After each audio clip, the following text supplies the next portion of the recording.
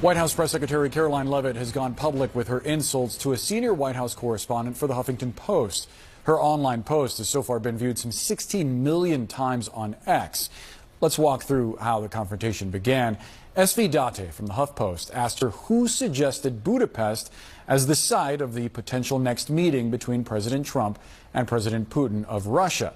Budapest, Date points out, is where Russia promised it would not invade Ukraine back in the early 90s. Leavitt's reply, quote, "Your mom did." Date then asks, "Is this funny to you?"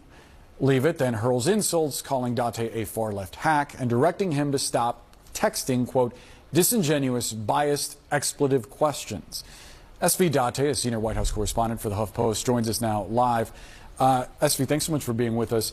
I'm curious to get an understanding of what it was that you were trying to determine based on the question of who decided Budapest. What was your intent with that question? Well, to me, the choice of Budapest, as I laid out in the question itself, was interesting because I'm sure President Zelensky of Ukraine is not terribly fond of that idea because of what happened there in the early 90s. I think it was in 94, where they agreed to turn over the nuclear weapons that they had, like 1,200 or something like that.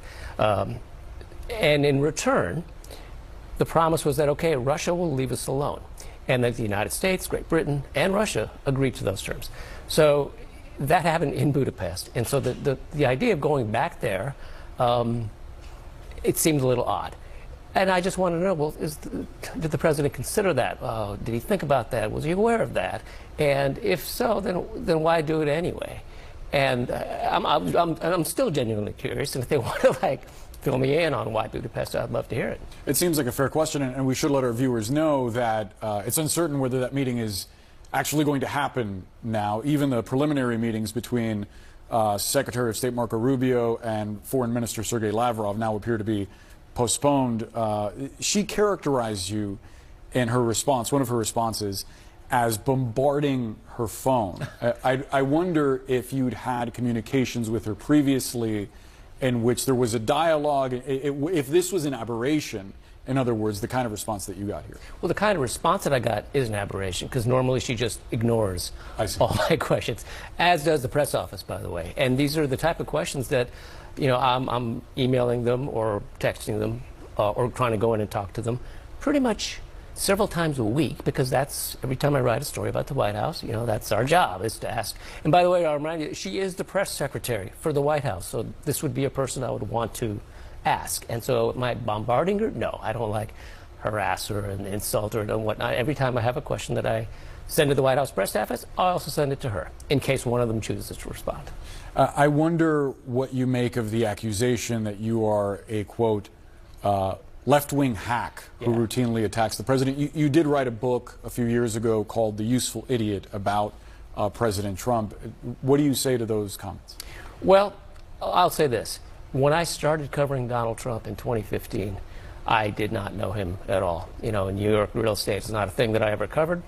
But everything that I've learned about him, and having covered his campaign and his presidency, the views I have about Donald Trump now are those that have come from my reporting and from my watching him and from my experience.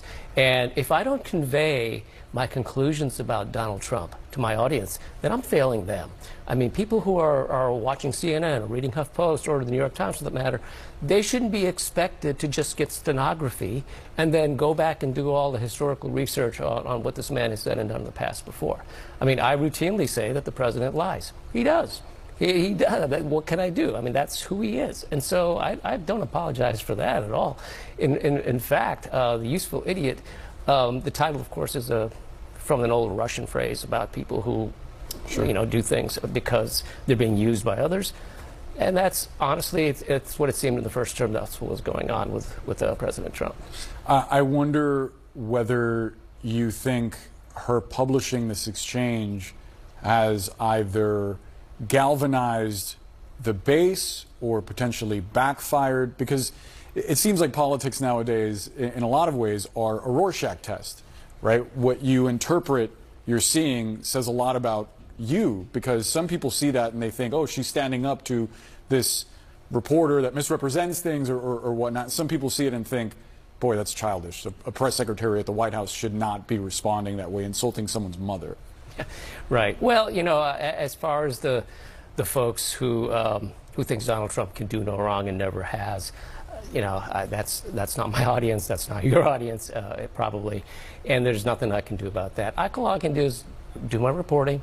And part of that is asking them for their view of it, for their explanation of it, for some sort of background as to why this happened, etc.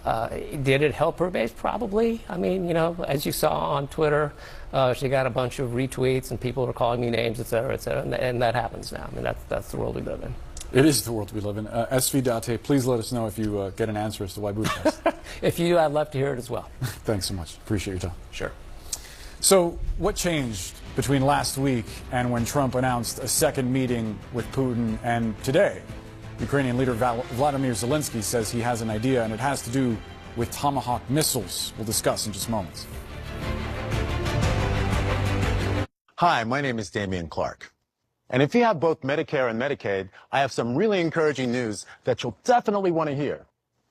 Depending on the plans available in your area, you may be eligible to get extra benefits with the Humana Medicare Advantage Dual Eligible Special Needs Plan.